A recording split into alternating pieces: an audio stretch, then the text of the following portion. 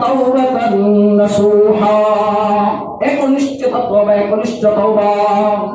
একনিষ্ঠ তওবা কাকে বলে? একনিষ্ঠ তওবার ব্যাখ্যা দিচ্ছেন হযরত ওমর ইবনে খাত্তাব রাদিয়াল্লাহু তাআলা।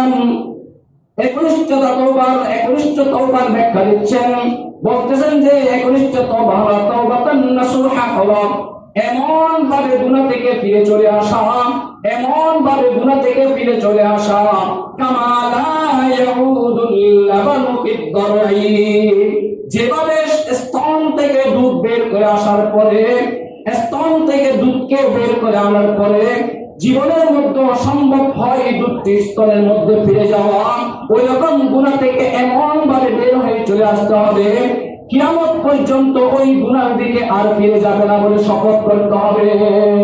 এরপর আল্লাহ পাক রব্বুল আলামিন মানুষের তওবা কবুল করে নেবেন। এই তিনটি শর্ত